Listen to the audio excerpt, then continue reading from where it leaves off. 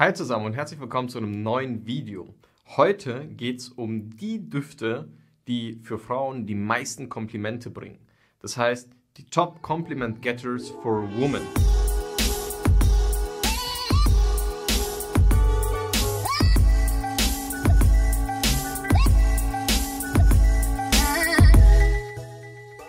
Ich habe euch Düfte ausgesucht, bei denen Frauen tatsächlich die allermeisten Komplimente bekommen, wenn sie diese Düfte selbst tragen. Ich habe das einerseits gemacht, indem ich auf meine eigene Erfahrung zurückgegriffen habe. Das heißt, mir überlegt habe, welche Düfte gefallen denn mir besonders gut an Frauen. Aber ich habe auch die Mädels im Büro gefragt, was sie denn so besonders gerne tragen, was ihnen denn gefällt und was deren Erfahrung nach tatsächlich die Düfte sind, welche ihnen selbst die meisten Komplimente bringen. Das ist also ein ziemlich guter Mix. Ob er valide ist, kann ich so genau nicht sagen, aber ich glaube, das sind tatsächlich die Düfte, die am meisten Komplimente bringen. Und ich würde sagen, wir fangen auch gleich schon an. Falls du hier neu bist, abonniere gerne meinen Kanal und gib mir einen Daumen hoch. Auf diesem Kanal geht es ausschließlich um selektive Nischendüfte. Das heißt Düfte, die wenige tragen, die nicht überall erhältlich sind und die auch meistens leider sehr teuer sind. Aber dafür gibt es ja zum Glück eine Lösung. Und die verrate ich dir am Ende von diesem Video. Ich würde sagen, dann lass uns auch gleich mal loslegen. Der erste Duft, den ich dir heute mitgebracht habe, ist kein Unbekannter. Wir haben ihn schon ab und an mal gehört. Und zwar, das ist Absolute Aphrodisiac von der Marke Initio. Absolute Aphrodisiac ist für mich ein unglaublich schöner Frauenduft. Wieso? Der Duft erinnert mich als allererstes etwas an Black Opium von Yves Saint Laurent, ist aber meiner Meinung nach eine deutlich bessere Alternative. Absolute Aphrodisiac von Initio ist süß-würzig. Wir haben hier eine Kombination aus einer sehr dunklen, mystischen Vanille mit einer animalischen Note. Und für mich wirkt der Duft in Summe sehr verführerisch, sexy und ist wie gesagt eine viel bessere Alternative zu YSL Black Opium. Und jetzt gehen wir auch schon weiter zu Platz 2. Platz 2 ist Don't Ask Me Permission.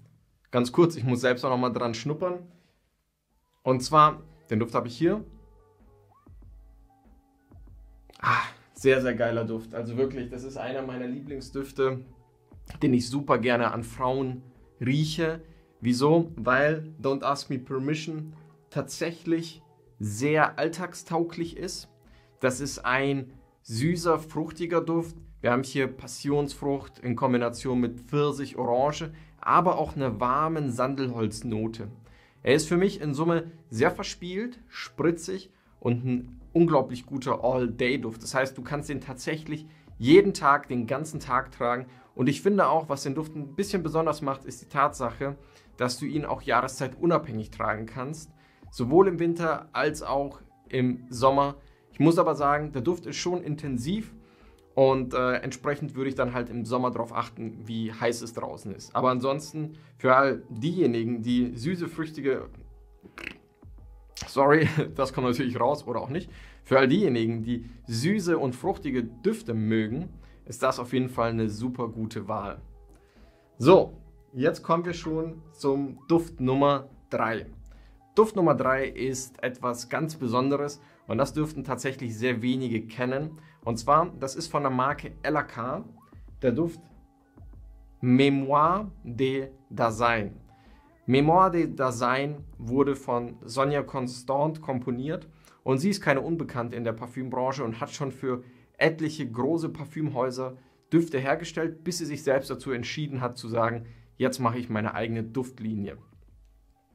Mémoire de Dasein ist ein sehr schöner, frisch blumiger Duft. Wir haben hier eine sehr zarte, sinnliche Rose in Kombination mit Amber.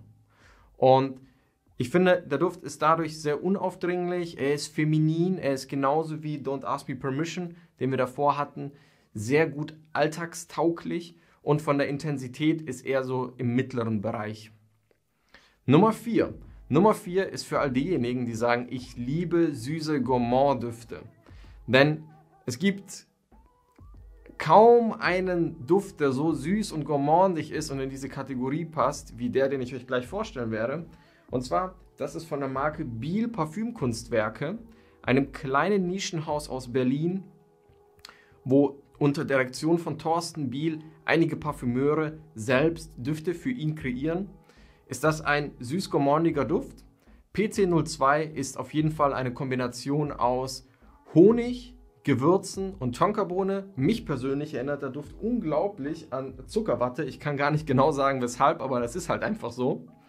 Und ich finde, das ist ein sinnlicher, aber auch gewissermaßen orientalischer Duft, gerade durch diese Kombination aus Honig und Gewürzen. Und er ist vor allem für den Abend gut geeignet. Natürlich, wenn du sagst, du magst süße, gourmandige Düfte, dann kannst du den natürlich auch jeden Tag tragen, auch den ganzen Tag. Aber ansonsten für all diejenigen, die sagen, ich bin ein bisschen vorsichtiger, ich möchte jetzt vielleicht nicht so was Intensives haben, für den Abend perfekt geeignet. So, Duft Nummer 5. Duft Nummer 5 ist gar nicht so alt, ist auch erst vor kurzem rausgekommen und kommt von dem Nischenhaus Parfums de Marly. Parfums de Marly ist ja bekannt für Düfte wie Delina oder auch Layton. Das sind so die allerbekanntesten von der Marke. Aber hier haben wir Cassili. Cassili von Parfums de Marly ist fruchtig süß. Wir haben hier Pfirsich und eine leichte Vanille. Und wie gesagt, wir haben hier sehr intensive, fruchtige Noten mit einem Hauch von Vanille. Und insgesamt ist der Duft für mich sehr jugendlich, verspielt und auch likable. Also er ist von seiner Duftkomposition her schon sehr gut massentauglich und gefällt nicht nur deshalb sehr, sehr vielen, den Leuten, die ihn tragen, aber auch den Leuten, die ihn riechen.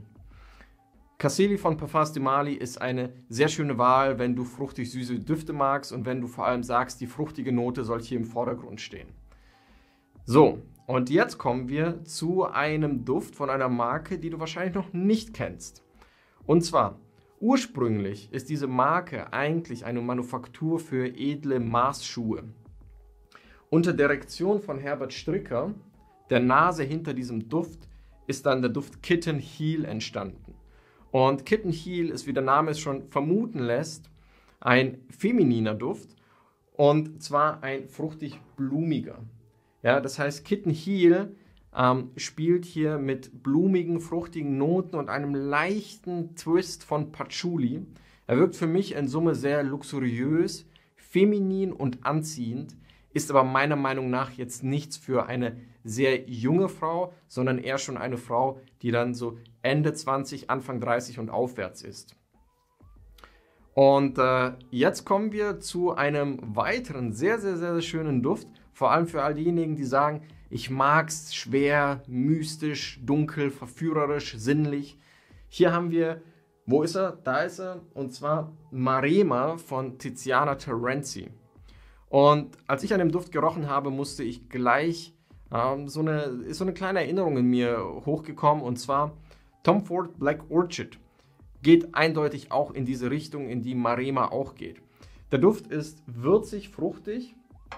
Allgemein ist er für mich aber schwer zu fassen. Das heißt, die einzelnen Duftnoten, die kann ich gar nicht so gut auseinanderhalten. Was ich sagen kann ist, ich rieche dort Johannisbeere, ganz klar auch Oud, wobei diese Oud-Note eher so in den Hintergrund rückt. Patchouli, aber Patchouli ist hier auch eher sehr, sehr dezent verarbeitet. Er ist mystisch, er ist verführerisch und wenn du Black Orchid von Tom Ford schon mal gerochen hast und in der Nase hast, dann ist das vermutlich ein Duft, der dir sehr gut gefallen könnte. Und jetzt kurz und knackig kommen wir auch schon zum letzten Duft. Der letzte Duft ist etwas frisch fruchtig und zwar von der Marke Gritty, der Duft Macramé. Macramé sind Beeren in Kombination mit Moschus, einer leichten Rose und einem ganz, ganz leichten Hauch von Patchouli.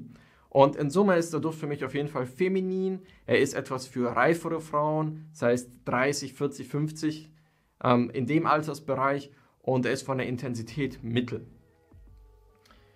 Damit sind wir eigentlich auch schon am Ende von diesem Video. Das waren meine Düfte für Frauen, die dir die meisten Komplimente bringen werden, wenn du die Düfte denn tragen möchtest. Ich habe aber auch schon in der Vergangenheit Videos abgedreht, wo ich zum Beispiel die Top 5 Date-Düfte für Frauen vorgestellt habe. Das Video verlinke ich dir hier. Falls du jetzt sagst, hey, ich bin aber auf der Suche nach Herbstdüften für Frauen, das Video habe ich auch schon abgedreht, das findest du hier oben. Und ganz neu und aktuell hatte ich auch einen Blind Sniff gemacht. Das heißt tatsächlich an Düften gerochen, die mir gänzlich unbekannt waren. Und wenn du gespannt bist, wie die Düfte mir gefallen haben und ja, wie meine Nase diese Düfte wahrgenommen hat, dann gerne hier oben. Ich verlinke dir das Video. Die Marke heißt Maison Rebacci, ganz neu auf dem Markt und die kennt wirklich noch keiner. Und ansonsten bleibt mir nicht mehr viel zu sagen. Vielen Dank fürs Zuschauen. Abonniere gerne den Kanal und gib mir einen Daumen hoch, falls du keine Düfte und Duftvideos mehr verpassen möchtest. Vor allem, wenn du sagst, ich bin auf der Suche nach wirklich verborgenen Schätzen, nach selektiven Düften, nach Düften aus der Nische, die nicht jeder trägt und die auch nicht jeder hat. Und ich hatte eingangs am Video gesagt, dass diese Düfte teilweise sehr teuer sind und dass es somit nicht so einfach ist, für jeden an diesen Düften zu schnuppern und die auch nicht für jeden erschwinglich sind. Aber dafür gibt es ja uniq.net. Bei uns kannst du dir von jedem dieser Düfte, die ich dir heute vorgestellt habe, ganz einfach eine Monatsabfüllung gönnen. Kannst den Duft einfach probieren und kannst dann selbst entscheiden, ob er dir gefällt, ob er dir nicht gefällt, wie denn dein Umfeld auf den Duft reagiert. Und dann kannst du dir ja immer noch die volle Größe gönnen. Also, in diesem Sinne, vielen Dank fürs Zuschauen. Wir sehen uns schon bald, wahrscheinlich morgen beim nächsten Video. Ciao, dein Alex.